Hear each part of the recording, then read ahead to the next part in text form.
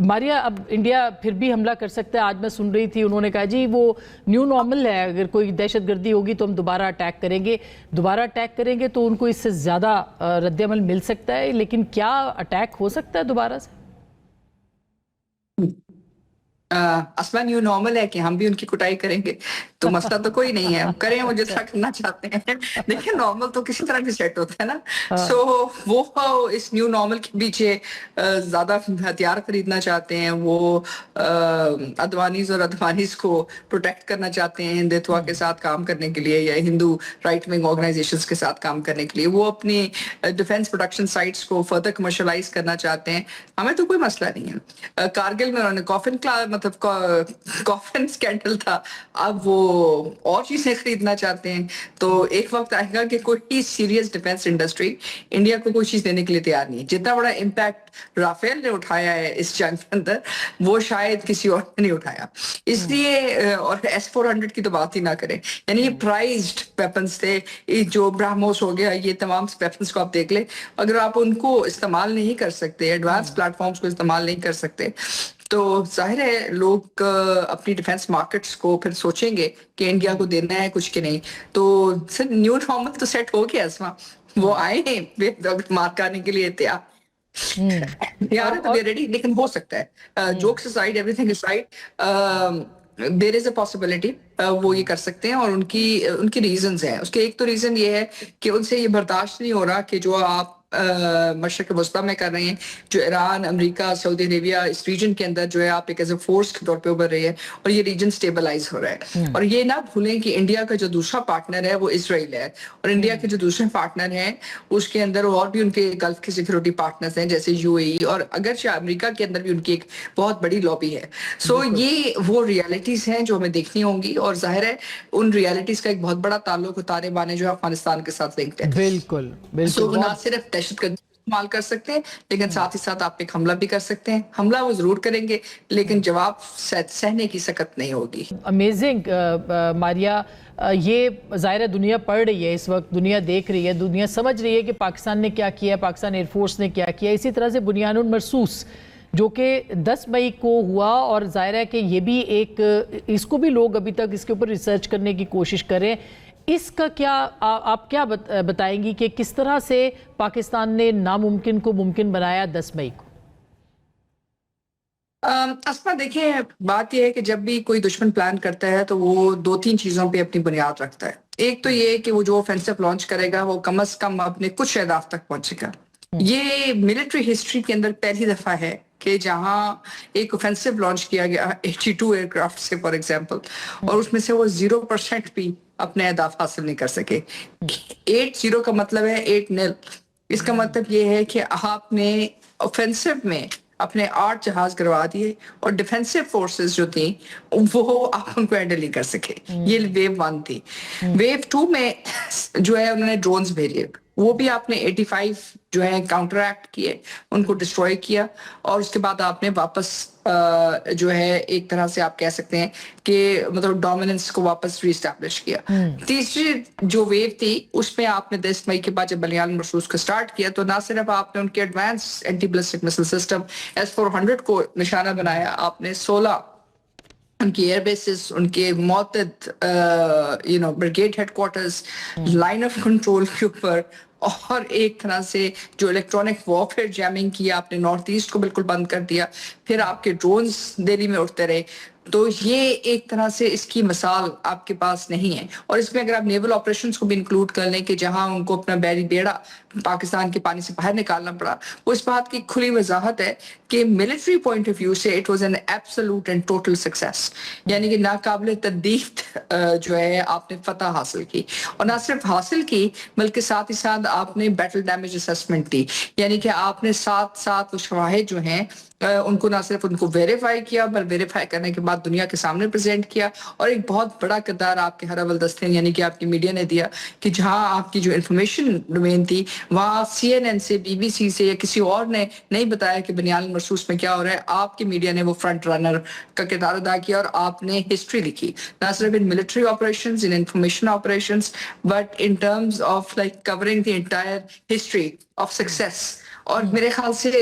یہ एग्जाम्पल शायद ही किसी आपको वॉर में नजर आए कि जहां आप 4 दिन के अंदर कंप्लीट और एब्सोल्यूट विक्ट्री जो है डिक्लेयर कर सकें और जहां दूसरी साइड के पास इतनी स्पेस भी ना हो कि वो बाद में इसको रेक्टिफाई कर सके। और हिंदुस्तान ने बहुत कोशिश की, पूरा साल कोशिश की है, उन्होंने कहीं लोग भेजे, कहीं कुछ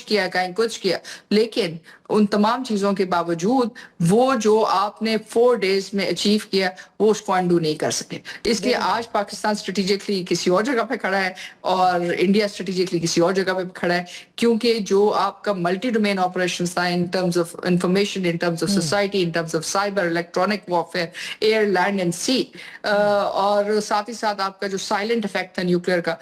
वो शायद आपको किसी और मतलब मिलिट्री वॉर में या कॉन्फ्लिक्ट में नजर नहीं आया जो इतनी सक्सेंटली इंटीग्रेशन ऑफ ऑपरेशंस को डिपिक्ट करे। सो पाकिस्तान ने network centric integrated operations depict किए जो शायद इस वक्त इंडिया का ख्वाब जरूर है लेकिन अभी रियलिटी नहीं। उनके पास एडवांस प्लेटफॉर्म्स हैं लेकिन उनके पास मिलिट्री माइंड्स या एग्जीक्यूशन कैपेबिलिटी नहीं है। They don't have the kill chain. 4 ऐसे अहम शोबे या बनाए या ऐसे क्रिएट किए हैं डिपार्टमेंट्स जिनको कि लिंक कर दिया एक दूसरे के साथ, और फिर स्पेस का जो इस्तेमाल है और फिर जो हमने डेटा जो है उनका जैम कर दिया, उनका उनको मतलब अंधेरे में डूब गया हिंदुस्तान, वो क्या था वो भी ज़रा समझाइए। हम रिकॉल करवा रहे हैं अपने नाज़रीन को ताकि हम बताएं, वो भी एक्साइटेड है, हम भी एक्साइटेड हैं। देखिए, जो पाकिस्तान एयरफोर्स ने जो 4 कमांड्स बनाई थी वो एक स्ट्रेटजी का हिस्सा थी जो कि